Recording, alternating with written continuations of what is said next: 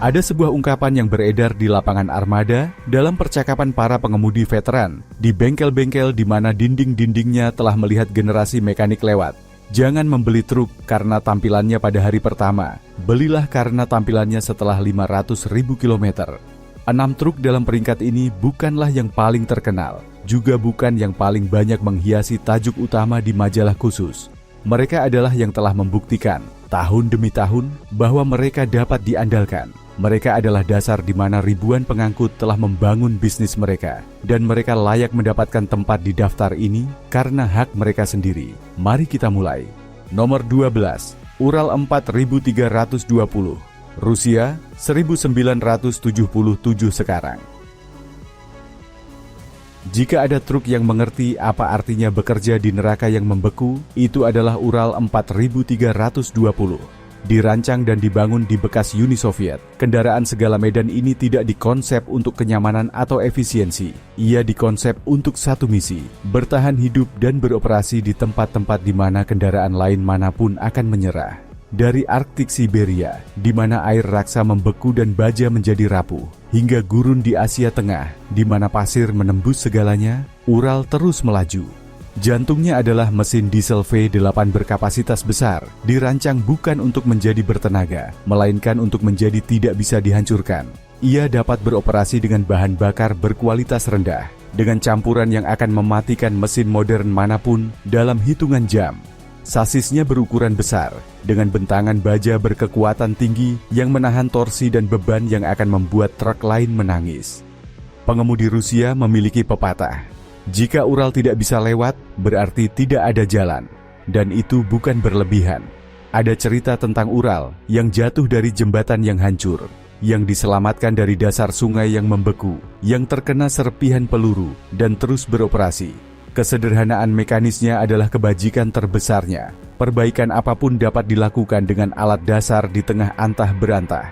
Ia tidak tampan, tidak cepat, tidak nyaman. Ia, secara sederhana, adalah truk yang tidak pernah menyerah. Nomor 11, Scania V8, model-model klasik. Jika Ural adalah beruang Rusia, Scania V8 adalah serigala Swedia. Ada suara-suara yang tidak terlupakan, dan raungan dalam serta parau dari sebuah V8 Scania adalah salah satunya. Selama beberapa dekade, mesin-mesin ini telah menjadi jantung dari truk-truk yang paling dicintai di Eropa. Dan karena alasan yang sangat sederhana, mereka dibangun untuk bertahan lama. Para pengangkut yang menempuh rute-rute tersulit di benua ini, dari jalur Alpen hingga jalan raya Jerman tanpa batas kecepatan, mempercayai Scania karena mereka tahu bahwa mesinnya tidak akan mengecewakan mereka. Arsitektur V8 dengan 8 silindernya dalam susunan V90 derajat dirancang sejak awal untuk menahan beban ekstrim secara terus-menerus. Ini bukan mesin yang mencari rekor tenaga yang fana. Ini adalah mesin yang mencari untuk mempertahankan tenaga tersebut selama jutaan kilometer. Pengemudi veteran berbicara tentang Scania My V8 dengan lebih dari 2 juta kilometer yang masih menarik beban berat seperti hari pertama.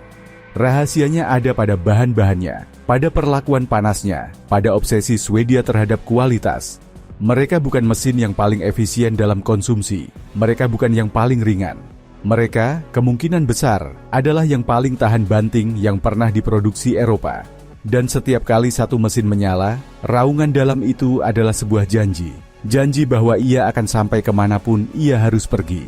Nomor 10. Kenworth W900, Amerika Serikat, 1961 sampai sekarang. Jika ada truk yang mewakili impian Amerika di atas roda, itu adalah Kenworth W900. Siluetnya, dengan kap mesin yang sangat panjang yang seolah tidak pernah berakhir, diakui di seluruh dunia sebagai ikon transportasi berat Amerika. Namun di balik estetika legendaris itu, ada sebuah mesin yang dibangun dengan filosofi yang sangat sederhana. Buatlah kuat, buatlah tahan lama, buatlah untuk selamanya. W900 dibangun secara semi-tradisional bahkan hingga hari ini. Para pekerja Kenworth mendedikasikan waktu berjam-jam untuk menyetel, mengelas, dan merakit setiap unit dengan tingkat detail yang mendekati obsesi. Mesin yang digunakannya, Cummins atau Caterpillar di masa keemasannya, adalah legenda karena hak mereka sendiri. Ada cerita tentang W900 yang telah mengumpulkan lebih dari 2 juta mil, yang telah melintasi Amerika Serikat ratusan kali, yang telah bekerja di pertambangan, di hutan, di jalan raya antar negara bagian, dan yang bahkan hari ini setelah beberapa dekade masih berada di jalan. Ia bukan truk yang paling aerodinamis, bukan yang paling efisien, bukan yang paling modern. Ia adalah yang paling keras. Pengemudi yang duduk di belakang kemudi sebuah W900 tahu bahwa mereka sedang mengoperasikan sebuah potongan sejarah, tetapi mereka juga tahu bahwa mereka dapat mengandalkannya. Karena W900 tidak dirancang untuk mengesankan di dealer, ia dirancang untuk mengesankan pada kilometer 1 juta. Nomor 9, Fiat 682 Italia, tahun 50-an 80-an. Italia dikenal karena mobil sportnya, karena desainnya, karena gairahnya. Tetapi ia juga membangun salah satu truk paling tahan banting dalam sejarah, dan ia melakukannya dengan formula yang sangat sederhana, membuatnya dasar, membuatnya kokoh, dan tidak mengubah apapun selama beberapa dekade. Fiat 682 N2 tidak tampan, tidak cepat, tidak berteknologi. Desainnya dengan kumis krom klasik di grill tampak hampir ramah. Namun di balik penampilan sederhana, itu tersembunyi sebuah mesin yang mampu menahan penyalahgunaan yang tidak pernah diperkirakan oleh insinyur manapun. Di Afrika dan Timur Tengah, di mana jalan adalah sebuah saran dan beban, adalah sebuah tantangan. 682 N2 diberi beban berlebih hingga 200% dari kapasitas nominalnya. Dan sasisnya tidak menyerah. Mesinnya lambat dalam putaran, tetapi dengan torsi yang besar, dapat beroperasi dengan bahan bakar berkualitas meragukan, dengan campuran yang akan mematikan mesin modern manapun. Produksinya berlangsung selama lebih dari 30 tahun, sebuah jangka waktu yang dalam industri otomotif hampir merupakan keabadian. Dan selama bertahun-tahun itu, desain dasarnya hampir tidak berubah, karena memang tidak perlu. 682 N2 itu Spartan, tidak nyaman, berisik, tetapi ia secara mekanis tidak bisa dihancurkan. Sebuah alat yang dibuat untuk bertahan lebih lama dari generasi yang membelinya. Dan di banyak sudut planet ini, bahkan hari ini ia terus melakukannya. Nomor 8, Tatra 815, Cekoslowakia garis miring Republik Ceko, 1983 sampai sekarang.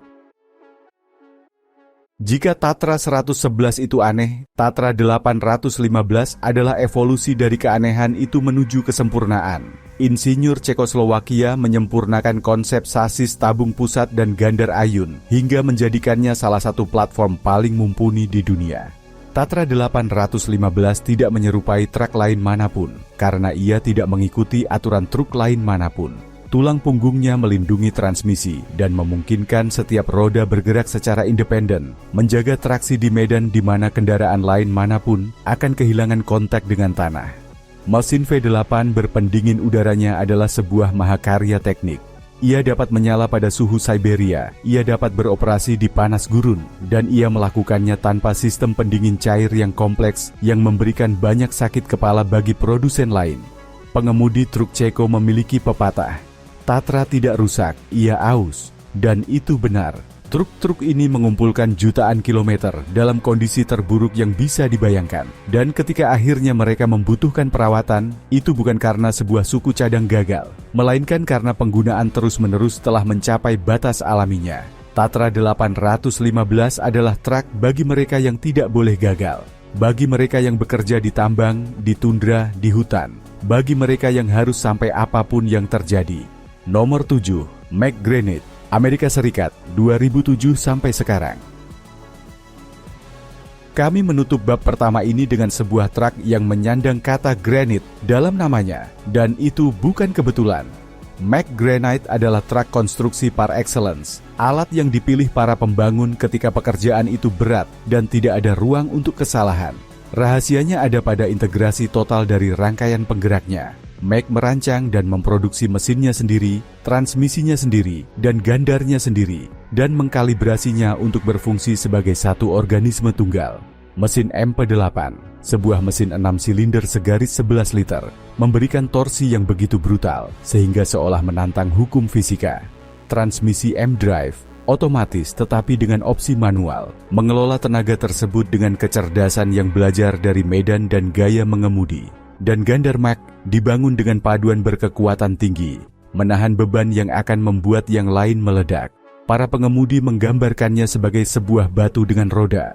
Dan memang Granit tidak meminta maaf karena menjadi apa adanya, sebuah mesin yang dibangun untuk bertahan lebih lama dari orang yang mengemudikannya.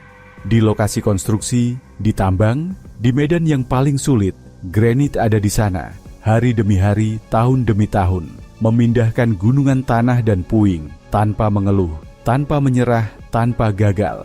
Hingga di sini kita telah melihat mesin-mesin yang mengesankan, truk-truk yang telah membuktikan nilai mereka dalam kondisi ekstrem.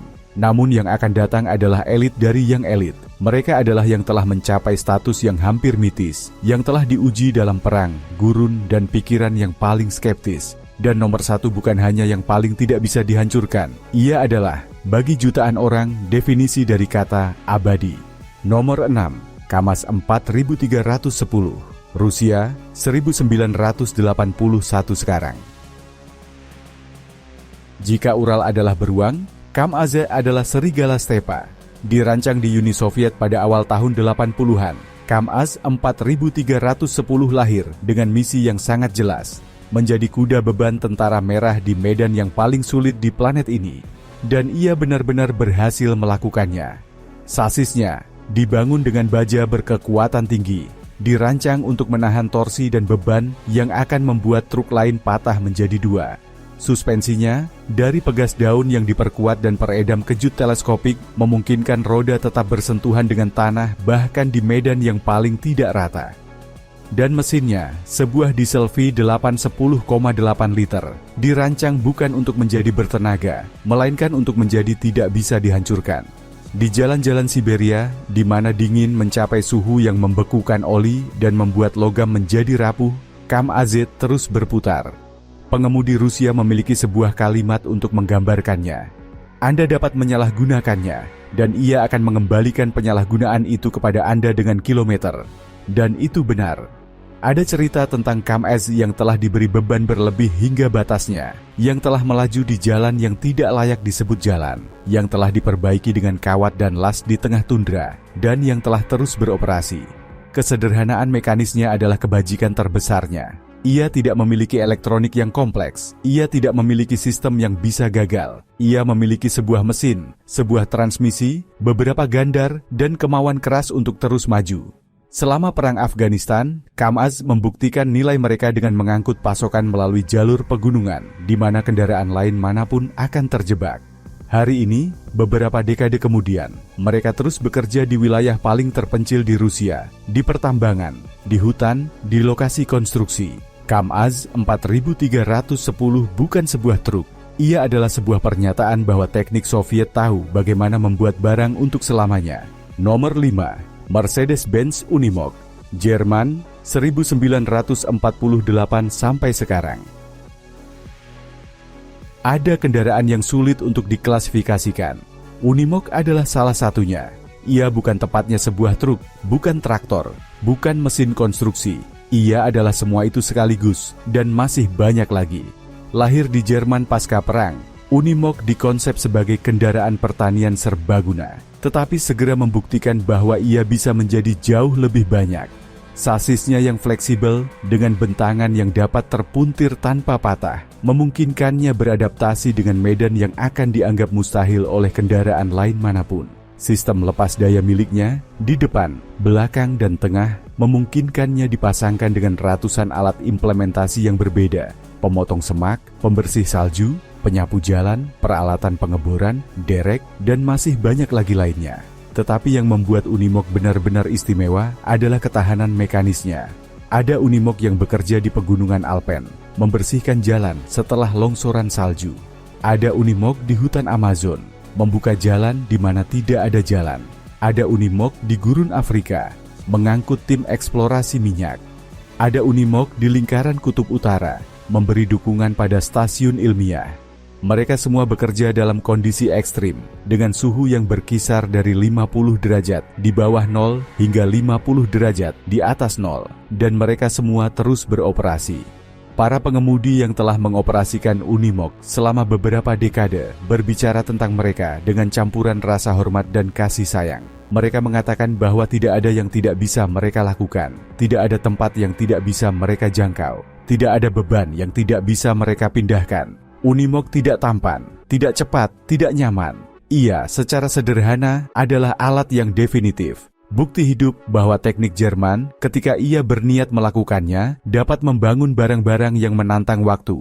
Nomor 4, Volvo FH, model dengan mesin D16. Swedia telah memberi kita banyak hal. Tetrabrick, krim birch, furnitur kemasan datar. Namun mungkin kontribusi terbesarnya bagi dunia transportasi adalah Volvo FH dengan mesin D16.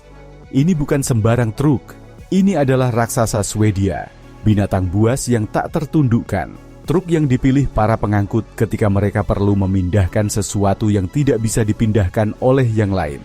Mesin D16 miliknya, dengan kapasitas 16 liter, adalah sebuah mahakarya teknik. 6 silinder segaris, dengan arsitektur yang telah disempurnakan selama beberapa dekade hingga mencapai tingkat kematangan yang patut ditiru. Piston, batang penghubung, poros engkol, semuanya berukuran besar untuk menahan beban yang akan membunuh mesin lain manapun. Dan ketika ia dituntut, ia merespons dengan pengiriman torsi yang begitu brutal, sehingga seolah-olah truk itu akan mencabut aspal. Para pengemudi menyebutnya tank Swedia, dan itu bukan kebetulan. Mesin ini telah diuji dalam kondisi tersulit yang bisa dibayangkan. Di Australia, FH dengan D16 menarik road trains yang terkenal, kombinasi dari beberapa trailer yang mencapai panjang lebih dari 50 meter, melintasi outback, di mana suhu melebihi 40 derajat dan jarak antar kota bisa mencapai 1000 km. Di Eropa, mereka mengangkut mesin berat melalui jalur Alpen, mendaki tanjakan 10% dengan beban 100 ton, dan mereka melakukannya hari demi hari, tahun demi tahun, mengumpulkan jutaan kilometer tanpa kesulitan. Para pengangkut yang pernah memiliki sebuah FH dengan D16 tahu bahwa mereka dapat mengandalkannya. Mereka tahu bahwa ketika mereka memutar kunci, mesin akan menyala. Mereka tahu bahwa ketika mereka membutuhkan tenaga, ia akan memberikannya. Mereka tahu bahwa ketika mereka mencapai 1 juta kilometer, truk itu akan tetap sama seperti hari pertama. Volvo FH bukan yang paling tampan, bukan yang paling murah, bukan yang paling ringan. Ia, secara sederhana, adalah yang paling andal. Nomor 3, Caterpillar 797, Amerika Serikat, 1998 sekarang. Kita sampai pada titik di mana kata truk dan kendaraan mulai terasa terlalu kecil. Caterpillar 797 bukan sebuah truk jalan raya, bukan truk konstruksi konvensional. Ia adalah truk pertambangan, dan ia adalah kemungkinan besar kendaraan darat terbesar dan paling tahan banting yang pernah dibangun oleh manusia. Agar Anda mendapatkan gambaran tentang skalanya, Anda perlu memahami beberapa angka. Berat kotornya saat dimuati melebihi 260 ton. Mesinnya adalah Monster V20 dengan kapasitas 117 liter. Ya, Anda membacanya dengan benar, 117 liter. 20 silinder dalam susunan V menghasilkan lebih dari 3.500 tenaga kuda. Ban-bannya berukuran diameter lebih dari 4 meter dan masing-masing berharga puluhan ribu dolar. Namun yang mengesankan dari 797 bukan hanya ukurannya, melainkan kemampuannya untuk bekerja tanpa henti. Tambang terbuka di mana raksasa ini beroperasi berfungsi 24 jam sehari, 7 hari seminggu, 365 hari setahun. Dan 797 ada di sana, berputar tanpa henti, mendaki dalam keadaan bermuatan dari dasar tambang, turun dalam keadaan kosong untuk memuat lagi. Interval perawatannya dihitung per menit, dan truk itu mematuhinya tanpa gagal. Ketika akhirnya ia membutuhkan perbaikan besar, itu bukan karena ada sesuatu yang rusak, melainkan karena keausan yang terjadwal telah mencapai batasnya. Caterpillar 797 tidak dirancang untuk menjadi tampan, atau cepat, atau efisien. Ia dirancang untuk satu hal, memindahkan gunungan tanah dan mineral, tanpa henti, tanpa mengeluh, tanpa menyerah. Dan dalam hal itu, ia tidak memiliki saingan.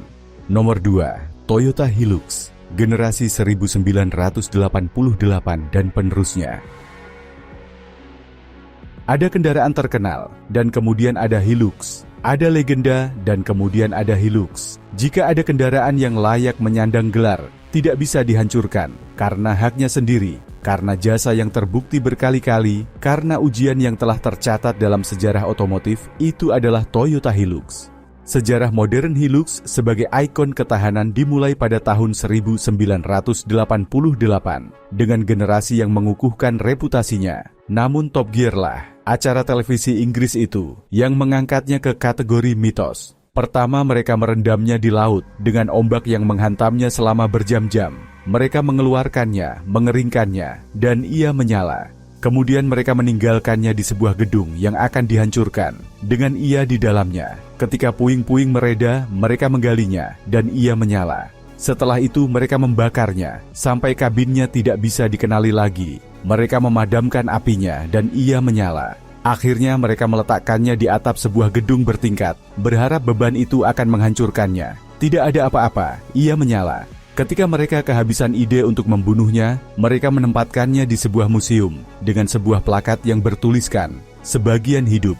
Hilux telah menaklukkan kutub utara dan kutub selatan. Ia telah mendaki gunung berapi yang meletus. Ia telah memenangkan rally Dakar dalam banyak kesempatan. Ia telah menjadi kendaraan pilihan oleh tentara, gerilyawan, organisasi non-pemerintah, dan petualang di seluruh dunia. Bukan karena kecantikannya, atau teknologinya, atau kenyamanannya. Karena satu alasan yang jauh lebih kuat, ia tidak pernah, tidak akan pernah menyerah. Rahasianya tidak ada pada satu komponen tunggal, melainkan pada filosofi desain yang lengkap. Toyota tidak membangun Hilux dengan memikirkan 100.000 km pertama. Ia membangunnya dengan memikirkan 500.000 km kedua. Setiap sekrup berada di tempatnya karena seseorang menghitung bahwa di sana ia akan bertahan lebih baik. Setiap bahan dipilih karena seseorang membuktikan bahwa ia akan bertahan lebih lama. Tidak ada kompromi terhadap mode atau estetika atau penghematan biaya jangka pendek. Ada satu prioritas, agar ia bertahan, dan ia bertahan. Begitu lamanya sehingga ia sudah menjadi bagian dari imajinasi kolektif. Begitu lamanya sehingga namanya adalah sinonim dari keandalan dalam bahasa apapun. Nomor 1, si abadi mutlak, Ural 375, dan turunannya, Rusia 1961 sekarang. Tidak bisa yang lain. Tidak ada debat, tidak ada diskusi. Tidak ada tempat kedua yang mendekatinya. Ketika kita berbicara tentang ketidakbisa dihancuran, ketika kita mencari kendaraan yang paling mewakili kata itu, pikiran tidak ragu barang satu detik pun. Itu adalah Ural, dirancang pada tahun 1961 untuk tentara Soviet. Ural 375 lahir dengan misi yang sangat jelas, bertahan dari perang nuklir dan terus memindahkan pasokan. Dan ia dibangun untuk memenuhi misi itu. Sasisnya terbuat dari baja berkekuatan tinggi, dengan bentangan yang tampak seperti balok jembatan. Mesinnya awalnya sebuah V8 bensin, dirancang untuk beroperasi dengan bahan bakar cair apapun yang ditemukannya, dari bensin berkualitas rendah hingga alkohol, melalui minyak tanah penerbangan. Kemampuannya untuk beroperasi dalam kondisi iklim apapun adalah legendaris. Ia dapat bekerja pada suhu 50 derajat di bawah nol di Siberia, dan ia dapat bekerja pada suhu 50 derajat di atas nol di Gurun Karakum. Ia tidak peduli, ia terus maju. Cerita yang beredar tentang Ural hampir bersifat mitologis. Ada kisah tentang Ural yang jatuh dari tebing, yang berguling ratusan meter ke bawah lereng, dan yang ditarik kembali ke jalan untuk terus bekerja. Ada cerita tentang Ural yang terkena serpihan peluru, yang kehilangan roda, yang beroperasi dengan setengah mesin, dan yang sampai ke tujuannya. Ada pengemudi yang bersumpah telah melihat Ural dengan lebih dari 1 juta kilometer, dengan sasis asli dan mesin yang belum pernah dibuka.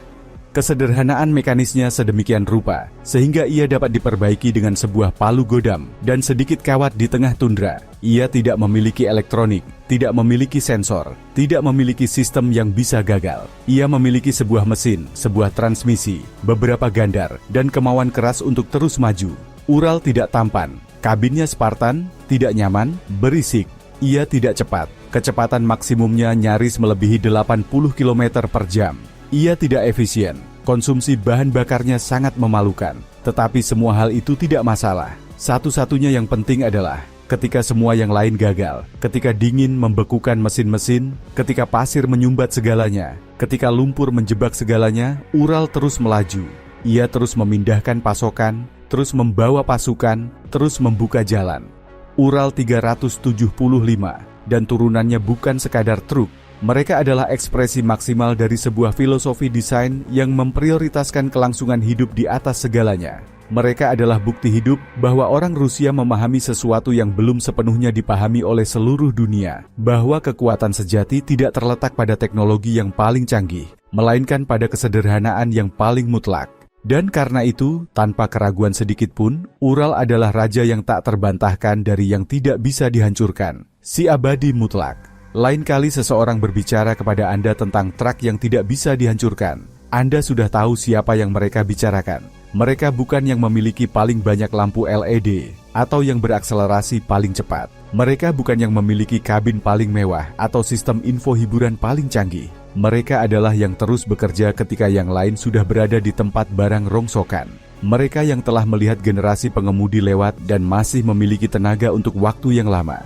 Mereka yang dirancang untuk bertahan dari perang nuklir dan akhirnya membangun seluruh negara, memindahkan gunung, melintasi gurun. Teknik yang sesungguhnya bukan yang paling bersinar, itu yang paling lama bertahan. Dan 12 truk ini membuktikannya lebih baik daripada kata-kata apapun. Dari Ural Rusia yang tidak mengerti batas hingga Hilux Jepang yang tidak mengerti penyerahan, melalui raksasa Swedia, Kolos Amerika, dan legenda Jerman, mereka semua memiliki sesuatu yang sama. Mereka dibangun untuk bertahan.